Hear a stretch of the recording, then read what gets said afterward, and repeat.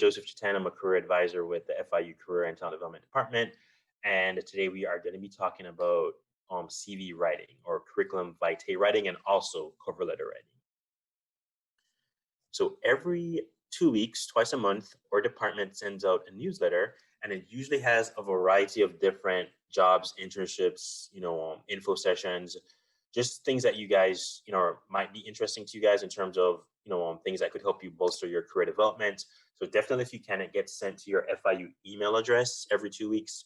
So definitely worth a look if you guys are currently in the process of looking for an internship or a full-time job, or if you just want to develop your career readiness skills some more.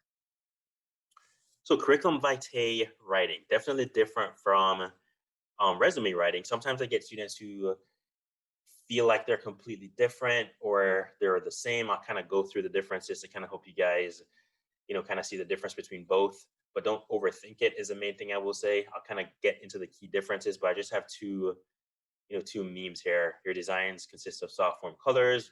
The main thing with this meme is sometimes what's on your resume it's supposed to be a professional representation of you in terms of your qualities, your skills, your professional qualities, what you've done, and not a personal reflection of things personal to your personal life. So that's the main thing with these two memes. So definitely personal life is always separate from your professional life, and it should stay that way through the whole process, even after the CV writing when it comes to interviewing, or even when you get that full-time job or internship. It's just supposed to be the professional side of your personality or your life. So some learning objectives of today, we're going to talk about the purpose and intention of a CV, the differences, the style, the formatting, and the different components. So we're going to talk about career readiness competencies really briefly. So these are essentially competencies that were agreed upon between higher education and employers. And those two groups are part of an association called NACE, National Association of Colleges and Employers. And it was a group that was essentially formed to identify the top 8 skills that employers look for entry-level jobs and also for internships. Keyword there is entry-level for jobs, just because you guys are not going to be applying for things that are, you need 5 years of experience or 10 years. You may, if you're making a career change or you've already, been working in the workforce. But if you are the traditional college or university student where you're kind of, this is your first time in college or you haven't had previous work experience, employers are going to be looking for these soft or what you call transferable skills. The hard skills or the technical skills are all the skills that you learn in school, in your classes, everything relates into biomedical or whatever your major might be. But let's say that you are an effective team player, work in retail or a different, industry, an employer is going to be confident you're going to bring that same skill, even though it's in an unrelated field, into this technical engineering role. So super important. And that's the main thing I want you guys to kind of understand with these skills. Because sometimes I'll get students who think that their volunteer work or their retail experience doesn't really relate to biomedical or, whatever your major may be. And it's not true. They're going to be looking at the softer transferable skills, as you guys could see on the screen. I don't think I have so I'm going to go through these real quick. I think it's kind of obvious here: critical thinking, problem solving. If you guys are going into industry, the main thing that employers are looking for are profits, results, making things more efficient, dollars and cents, shareholders. So if you can effectively, at least on your CV, verbally or not verbally, in written form, demonstrate that you have those skills or that hard skill, that's going to be, a crucial factor there. Professionalism, work ethic, whatever that employer identifies as good work ethic or professionalism, and also what you value as good work ethic. Teamwork, being able to not only work by yourself, but work well with others. Engineering is a very team-oriented field, and employers will usually value candidates who have a track record of working well with others or those who have that skill compared to those who do not. So oral written communication skills, written in terms of the CV writing and cover letter writing, and oral meaning things like networking, interviewing, that type of thing. So that's the main thing, the main difference there. Information tech, that means being effectively able to use software to get the job done. So things like Microsoft Office, Word, Excel, and then of course software related to your field, such as MathCAD, AutoCAD, those types of engineering software. Leadership, so not only being a team player, which was the third one, but being able to kind of step up to the plate and take that leadership role when required. Career management, so that is you effectively articulating your skills and experiences as it relates to the position that you are applying for. And that would usually be in the interview. And then the last one, global intercultural fluency. So working well with others from different backgrounds, different countries, races, ethnicities, sexual orientations, that whole spectrum. So that was career readiness competencies. And we're going to jump straight into what is a curriculum vitae. So as you see here, it's a detailed written account of educational, professional qualifications, research, certifications, the list goes on. It's a much lengthier document compared to a resume. And when it comes to the resume, you really tailor that resume specific to the positions that you are applying for. When it comes to a CV, you may not be using that document to apply for industry positions. If you are, it's probably going to be in fields that are research heavy, or you are probably applying for something in education, like if you were applying to be a faculty member at a university or a college. And the thing with that, which we're kind of get into in a bit, is when it comes, at least at this level, the undergrad level, the CV and the resume are more or less the same. It's not that big a difference. As you start progressing in your careers, if you decide to go the research or the faculty route, then the CV starts getting very lengthy, and then you start seeing differentiating factors. So I'll kind of touch on these in a bit. But when it comes to the CV, the purpose to be used as a professional marketing tool. That's what your CV is, at least in a written form. It's you or your professional representation on paper to prove you're qualified for the job. It's just like with a resume, you're really going to be the way you kind of word those bullet points or word those experience, those publications, those research experiences really shows that you're qualified for what you are applying for. Demonstrates your written communication skills. You really want to make sure you don't have any typos or any mistakes. They're just kind of making it very standard and just not having those errors there. To prove you understand the working world, we'll kind of get into a bit in terms of the formatting, because the way you order the different sections on your CV really shows that you know what the industry requires or what these employers or the school or this research position is requiring.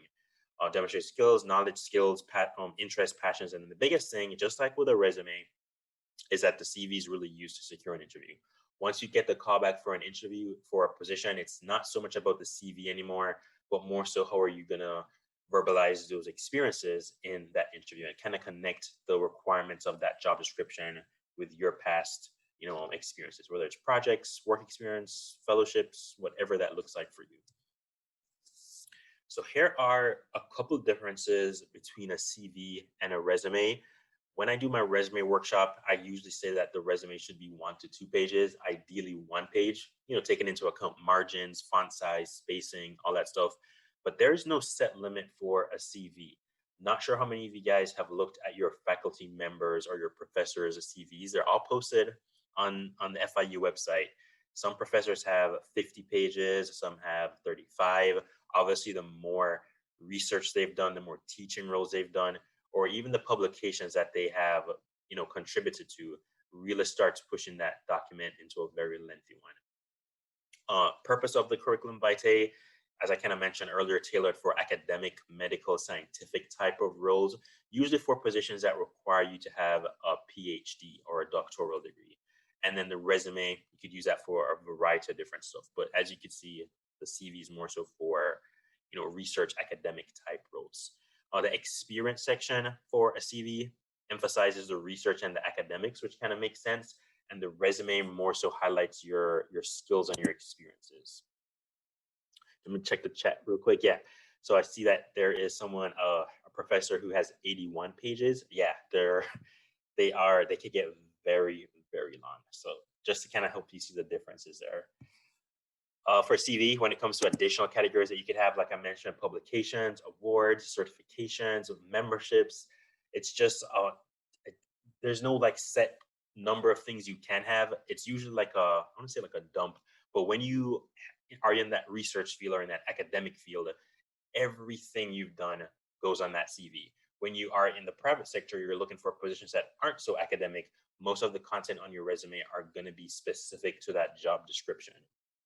You don't really tailor the CV as much as you do with the resume, but you really want to put some effort into it. But obviously, when it comes to the resume, it's always going to be tailored specifically for every single positions. every single position, sorry. We're going to go through a couple of things here in terms of the formatting. Just like with the resume, easy to read and consistent is the key. I normally recommend Times New Roman or Calibri font size. You don't want to use anything unprofessional like Comic Sans or Century Gothic or anything like that. Keep it very conservative. Like I mentioned earlier, it could be your CV doesn't have to be a page or 2 pages, could be as long as it needs to be. But at the same time, you don't want to make it unnecessarily long. So when you keep the font size a bit smaller, and of course, if you adjust the spacing, single line spacing, and you make your margins narrow, you can of course fit more content on each page. And you want to start those bullet points, whether it's research projects, fellowship,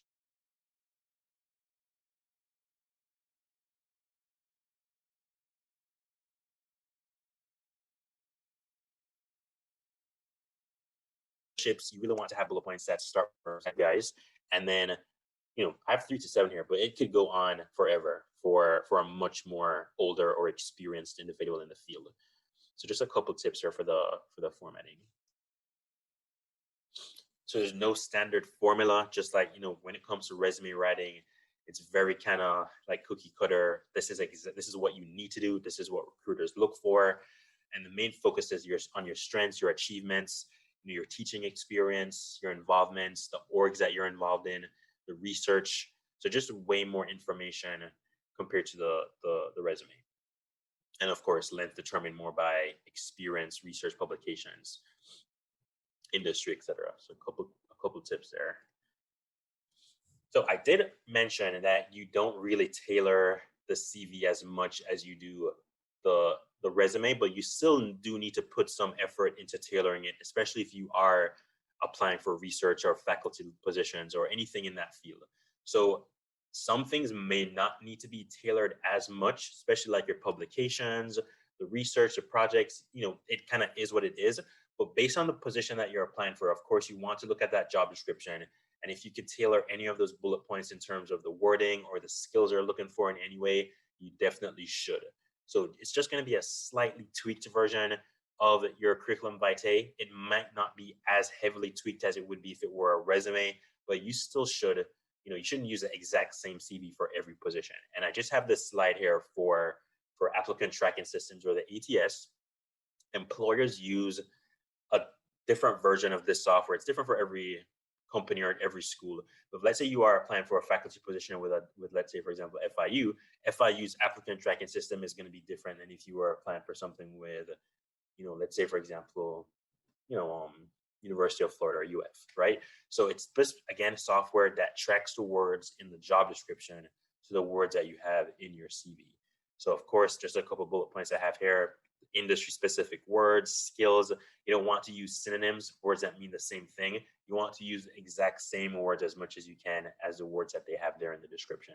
And basically, just to kind of give you guys a rough idea of how an ATS works, is if 500 people apply for a position and you apply for it, right?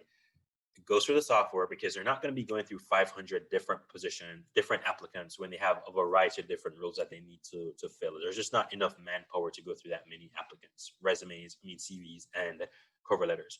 So 500 people apply, it goes through the ATS. The ATS matches the words in the job description to the words you have in your CV, and the ATS might, kind of provide 200 resumes, right? They're not going to go through 200 resumes individually. That's a lot of effort, right? So again, they put those 200 resumes back in.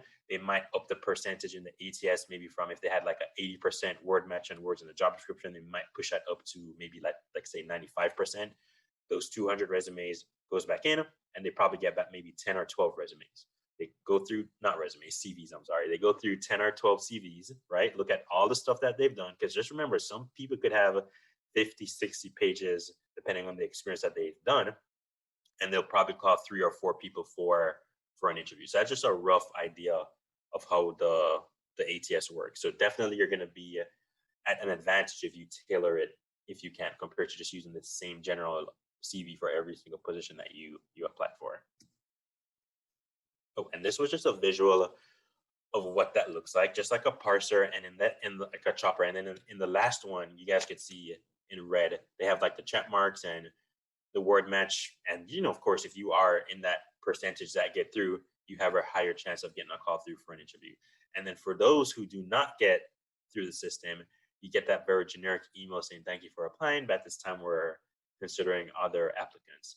And in truth, no one really saw the resume. You might be in your feelings thinking that they looked at your stuff and they didn't think you were qualified, and that's just not reality. It's just software, just a kickback, auto-generated message that you may have received. So here is a sample job description. Some job descriptions are much lengthier than others, and as you can see, this employer, they really did put some effort into describing exactly what they're looking for or what the responsibilities of the job are, right? So when it comes to your CV, you want to be using these keywords. You see how they start with like evaluate, develop, perform. You want to use those words as much as you can. And then not always the first word. You want to kind of read through the entire bullet point to see if you have done any of this in your past experiences, research, projects, work experience, whatever, and make sure you're kind of emphasizing this experience in your CV. So this is just an example from Handshake. Oh, here's another one. This employer didn't put a lot of effort into, tailoring or, kind of expanding the job description. This last line right here below the blue box, this is a generic requisition. So they're probably looking for several different people because they have a lot of this entry-level tool engineer position. So same thing, depending whatever they give you, whatever the employer gives you in terms of a job description, that's what you're going to use to tailor your CV. So some standard CV components that we're going to go through right now. So of course, your personal identification, things like your name. We're going to talk about some of your qualifications, your education. We're going to kind of talk about a couple of these different experiences that you can include. So 3 different options here you can see. My personal preference is the middle one, just because it saves space compared to the first one, because you see that's 1, 2, 3, 4 lines compared to the second one where it's just 2 lines or just 1 line. So definitely you want to have your name. I've seen CVs where the person forgot to put their name. I know it sounds very basic, but just double check all this stuff. You want to put a working phone number. Make sure that if you are applying for positions that your voicemail, is not full. You want to make sure that you answer those phone calls, because I know nowadays no one really answers calls that isn't in their phone book. Definitely answer those phone calls. You never know. Include your email address. A professional email is what we're going for. We're not going for like gamer1234@gmail.com. Definitely, if you can, use your FIU student email, or if you have a professional Gmail or Outlook, you could use that one as well. But whichever email is your primary email, just so it doesn't, those emails for a callback, for an invitation for an interview, don't get lost. And of course, LinkedIn is super important. Hopefully most of you or all of you have a LinkedIn account. Right now with COVID, employers are using LinkedIn much more than they ever have in the past. Looking at people's profiles, reaching out to people. So you would be in a much better, in a better position if you have a public profile on LinkedIn, not private like Instagram or Facebook, where you need to be my friend to see my picture, or the profile is restricted. Just make it public for everyone. It's a professional representation of you, not personal. And it just kind of breaks down those barriers, and it just helps that recruiter make the connection with the positions that they have with what you have on your LinkedIn profile. So that's my pitch on LinkedIn. So this is what the education looks like on the CV. Much different if you were, like, let's say, for example, you guys are still in your undergrad, which I'm assuming most of you are. They have Bachelor of Science in, let's say this was biomedical engineer, right? As you start progressing, if you decide to go to graduate school, next one up is going to be your Master of Science. If you're doing the 4+1 program, that's also an option there you could put on your resume. And then, of course, a terminal degree, Doctor of Philosophy, in whichever major you decide to pursue. So always in reverse chronological order. You don't want to have the bachelor's first, and then it kind of goes downwards to the Doctor of Philosophy or the PhD, the most recent degree that you've earned first. You don't have to put the GPA for the master's degree or the PhD, because it's a given if you are pursuing an advanced degree that you are, performing, right? So definitely only have the GPA for your bachelor's degree. So, name an institution, degree, date obtained, if you have a GPA, honors, that type of thing. This is what the professional experience looks like. As you can see there, bullet points that start with action verbs, reverse chronological order. So most recent experience first, going towards the past. And then you really want to kind of divvy up or compartmentalize your experiences. So don't just have a blanket experience section, and then under that section you have work experience, volunteer work, involvement, just a ton of different things, just because it makes it much more difficult for an employer to identify the skills or experiences that you're looking for. They're thinking, is this volunteer work? Is this research? Is this a project? So if it's, internship experience, it should be labeled internship experience, labeled work experience, volunteer experience, projects, publications, teaching experience. And then of course you could put, if it was a full-time job or part-time job, it doesn't matter if it's either, but definitely if you can just kind of put all of that experience into its own section on your CV. So do you guys think this is true or false? I will be able to get a job even though I don't have direct experience.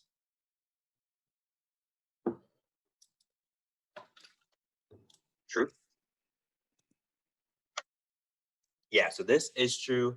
You don't want to, I'm sure you guys have seen that meme, I need experience to get the job. Like a catch-22, it's not true.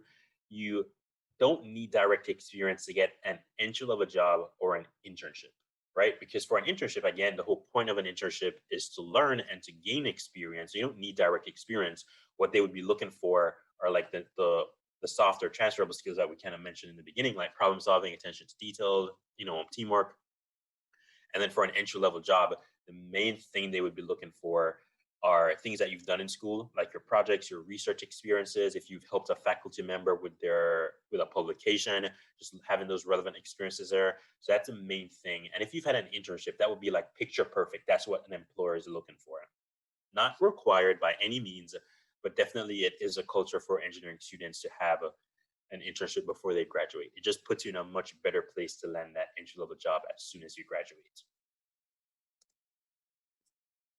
So here's another section related to the CV. It's a research experience section.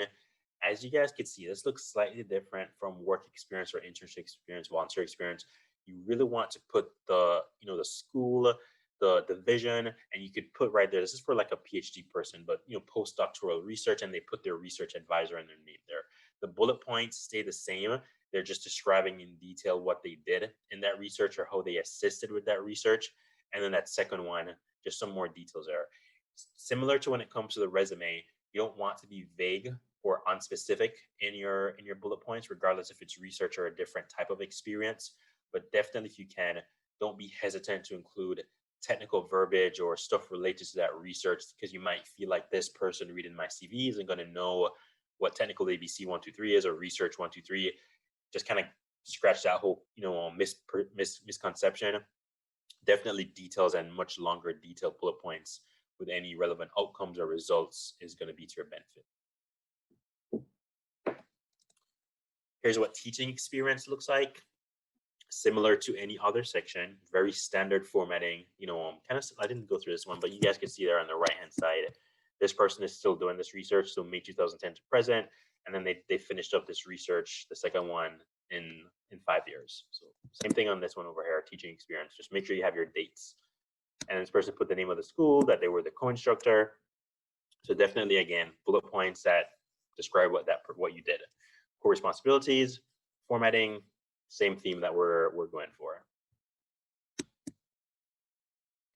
And we're going to be talking about research and publications. Kind of touched on this already, but these are other sections that you can include in that CV. So if you've received any grants or patents, you could put those in. Statements of research, your publications, if you've attended any conferences, if you are on the board for any of the big conferences in terms of research, it doesn't have to be big, any type of conference, any type of research, all of those can go on your resume. If you've done presentations at those conferences, just again, as we kind of mentioned, the difference between the CV and the resume, the CV is much longer, and you shouldn't feel any type of way to just have all of this lengthy experience on that document. This is what the publication section looks like. You want to kind of go for that same APA format. I know that's the scientific way to kind of write your publications there. So just like that, write them there, kind of follow the same APA format that I'm pretty sure most of you guys are aware of, being that most of you guys might be biomedical students, but just a representation, a visual representation of what this looks like. Some other categories that you can include, just like we mentioned with a resume, if you have any certifications, licensure, training, if you've done study abroad, or if you've even done research abroad, those are really wonderful sections to include. If you've done research abroad, or if you've done, like, let's say, for example, the Red Cross or the Peace Corps, and you are in a scientific type of role in that position, whether it was for 2 years, 5 years, it doesn't matter. If you've done field work, all of that stuff is great. If you are in graduate school and you are a graduate assistant or you are a practicum student, those are all sections that you can include on your CV. So just a really comprehensive list here. So you don't need everything here. If you haven't done it, obviously you can't include it on your CV, but just kind of pick from it. Just, maybe there are a couple of things here that you didn't think that you could include on your CV. Of course, everyone should have a skills section, technical skills, again, things like, Microsoft Office, Word, Standard, if you know Photoshop, if you know any specific scientific software, MathCAD, whatever, you have all that stuff there. Projects, research, involvements. If you guys are in the engineering orgs like IEEE, EMBS, SHEP, NSBE, ASME, whatever orgs you may be in, put those on. Make sure you put the volunteer experience. If you are on the dean's list or you've received certain awards for exceptional performance, that stuff all goes on your CV, right? Training, certifications. So just a couple more categories to kind of add on to the previous slide. And when it comes to references, you don't put references on either your CV or your resume. I know some CVs you might see references on there. I typically don't recommend it. That normally goes on a separate document labeled list of professional references, right? So if you're applying for stuff, you always want to, of course, reach out to those people, that past supervisor, that faculty member, just to see if they would be okay with giving you a good reference. And just some context here that you guys can see that picture there. You want to put the name of the person, what their title was, which school or which company they work at, phone number, email. And then I would say the most crucial one is that relationship part. So whether it was professor, supervisor, whatever that professional relationship was, you can include it there.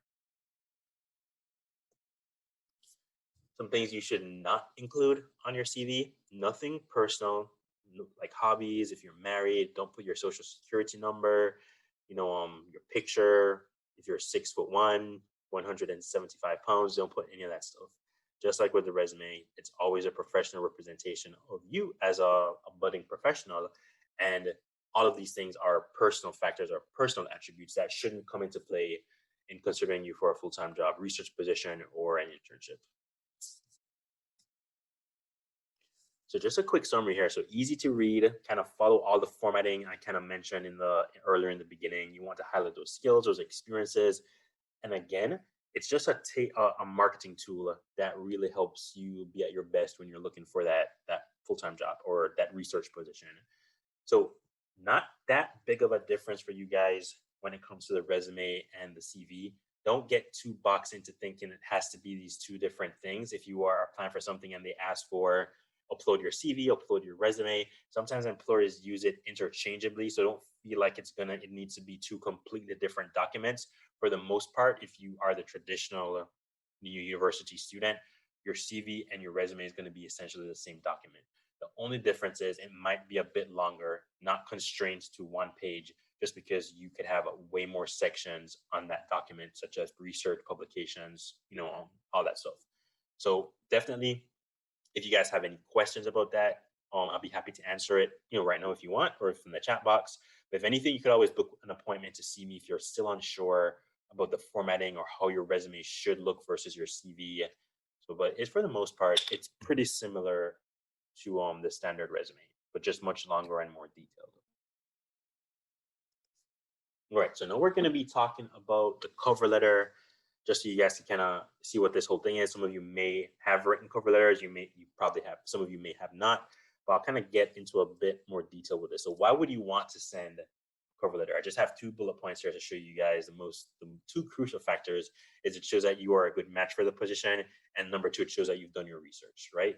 So compared to a candidate who applied for a research position or a job or an internship, and they just included their CV and they did not include a cover letter, it's not going to rule you out further in the running, but it could put you at a disadvantage if another candidate did include a very well-written cover letter that showcased that they did their research. They really have a vested interest in the role, and they've connected their past experiences and skills with what that employer is looking for. So 4 sections, it's a very easy document, in my opinion, to put together. Some people get very intimidated by writing cover letters, but as you can see, it's just a heading, the opening paragraph, maybe 1 or 2 body paragraphs, and then a closing paragraph. It's really that simple. You don't want to have a very lengthy cover letter, because probably they're not going to read through it, as much, compared to a cover letter for, a full, like a non-academic position. Those cover letters tend to be a bit shorter, but if you are applying for a research position or some kind of scientific, academic, medical position, you would want to have a much longer CV, cover letter, and also CV. So definitely research as much as you can. You want to go on that company's website, that school's website, look at what they stand for, their mission, their vision, their goals. You really want to be in a good position when you hopefully, fingers crossed, get the interview, and also when you're writing the cover letter, because it really puts you in a good spot to sell your skills and your experiences. You're not like grasping for words or thinking about what should I say, what are they looking for. And the main takeaway from this is their website is the number 1 resource you have, and also number 2 is the job description. You really want to kind of dig deep into it and look exactly what the requirements are, and also what the responsibilities of that role are. That's going to be your key document or your master document in writing your cover letter, and also being very effective in your interview. Just like a snippet of what we're going to be talking about, in a bit. But you're going to have the opening paragraph. You're going to be having supporting details. Let's say, for example, in a very basic way, they're looking for a team player. You're not just going to write in your cover letter you're a team player and that's it. You really need to provide supporting details with concrete examples. It's not a reiteration of what is exactly on your resume.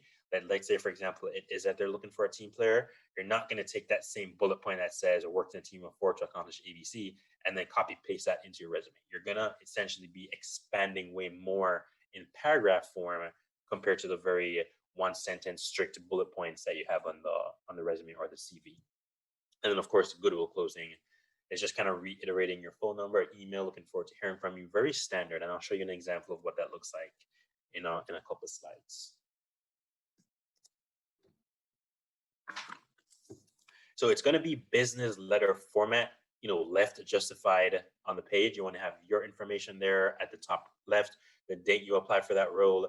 If you could find out the name of the person, the name of the company, the name of the school, what their position is, kind of have all that stuff there. If you can't find out who the person is, don't feel bad. You could just put their hiring manager or their recruitment team. The only thing I would say to stay away from is to whom it may concern. It's just that salutation is just overdone. So preferably the name of the person if you can, but you could also fall back to their hiring manager or their recruitment team. So in this first paragraph, especially for undergrad students or master's level students, or even if you're at the PhD level, you really want to kind of state what that degree is and what how far you've gone with it. When you graduate, what you're applying for, basically what your interest is, and maybe you could even connect some of your skills and experiences, just like a tease, with what they have in that job description. So that's just a quick, it's almost like an elevator pitch in written form for that first paragraph in your cover letter. And then the second paragraph, or the body paragraph, I won't get too in detail with this because I won't read the whole thing. Because this is, obviously too much. I don't want to sound like a recording, but I'll definitely send you guys the PowerPoint so you can take a look at this. But basically, when it comes to the body paragraph of the cover letter, again, you are connecting your skills and your experiences with exactly what that employer is looking for, and just giving supporting details. So it should be something where if the employer is looking for someone with research doing ABC 1, 2, 3, or someone who has publications revolving around that research, you are essentially saying in this body paragraph that you've had those experiences, and you're just giving supporting details and kind of going in depth with what that research looked like. All right, that's the main thing.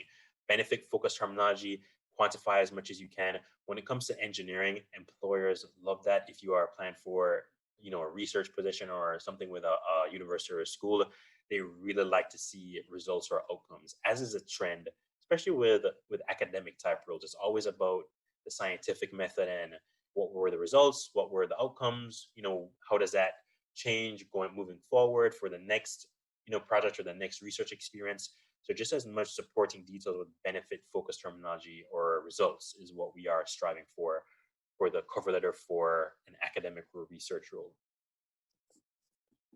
Third paragraph, kind of going more in depth if you want. You don't have to have a third paragraph. It could just be a very solid second paragraph. But with the third one, if you were going to do one, you're just kind of going more in depth. You could mention what you like about that position, what you like about the school, if they had some big accomplishment or some breakthrough research or publication that was in a scientific journal. You could kind of mention some of those things. Again, it shows that you've done your research. You're not just applying just to apply because you need a job or you need a role. It shows that you have a vested interest in the company, the school, and also the role that you are applying for. So it shows that you would be a good fit when you kind of connect those experiences with what they're looking for. And then the fourth paragraph is basically again, it's not supposed to be a lengthy paragraph. You're just restating your interest. You're mentioning your phone number, email, again, even though it's going to be in the top left, but you want to restate this again just so you kind of drill it in, and then you just sign it. And that's really it, I would say, for the cover letter. So we have about 10 minutes. I wanted to leave some time for Q&A if you guys have any questions, but just some do's and don'ts here for the CV, or even this is specifically for the cover letter. So you want to address it to a person if you can, customize it just like with the CV. You're not going to use a generic cover letter for every single position that you apply for. You could have a generic one for you, which you customize for each position you apply for, but don't make the mistake of using the same cover letter for every role. Proofread, not more than a page. It could, just like with a cover letter for a resume or for an industry position, it's always going to be a page, never more than, not like a page and a half. 2 pages is too long. They're not going to read through that whole thing. And that's really it, I would say. Don't use bullet points, double check the grammatical errors and the spelling. But that's the gist of it, I would say, for the cover letter when it is accompanied by a CV for a research or some kind of role in industry. So if you guys have any questions, I'll be happy to answer these. This is actually wrong. We are doing everything virtually. I forgot to update this slide, but those were our hours before COVID. It's November now, in quarantine, quote unquote, since March. But can I answer any questions for you guys when it comes to the CV writing, cover letter writing? Hopefully you guys kind of got the gist of what that should look like. This was just a very generic presentation, just because it needs to be, to kind of reach as much of the audience as I can. But if you guys have specific cases or scenarios where you're not fully sure what you should be including on your CV or on your cover letter, you could always book me through Handshake for an appointment, and we could talk about your specific case way more in detail. Yeah, I do have one question. So for undergraduate students, the CV and the resume is more or less the same format. But for students looking to get a PhD, what would be more or less the benchmark length of, okay, your CV should be at this stage of your career, more or less this long, or more or less this has these components? Okay, yeah, so great question. I've gotten that question before, and I tend to stay away from saying how long it needs to be, because it's just so different for every student. Some people may have had way more research than, I've had undergraduate students in their junior year who have more research than people who are in their master's program. So it always depends on each specific case. So I'm not going to answer that one, just because I don't want to kind of put anyone into the mindset that they need to have this many pages of their CV by this point in their undergraduate level. So it always depends on what you've done personally. And it's always different for each student. And it's never going to be something where you're going to be at a disadvantage because you feel like you should have 2 or 4 more pages at this point in your degree. Thank you. No problem. Any other questions I could answer for CV or cover letter? None that I can think of off the top of my head right now, but if I do have them, I'll be sure to send them over to you. Yeah, of course. And that's my contact info there on the screen. You could always email me. You could send me a message through Handshake, whichever one's more convenient. Thank you. Awesome. So if no one else has any questions, I'm gonna go ahead and kind of wrap this up. I do have another workshop at 2 p.m. So I'm gonna get ready for that one. But thank you guys for joining. We have a couple more stuff in the series. Thank you, Alejandro, for kind of putting this together, inviting the students, the members of your org. But this is just really helpful information for everyone. Sounds great. Thank you, Joseph, for coming, and hope everyone learned something from this and is able to apply it to their programs. See you in the next time, guys. Take care, everyone. All right. Have a great week, everyone.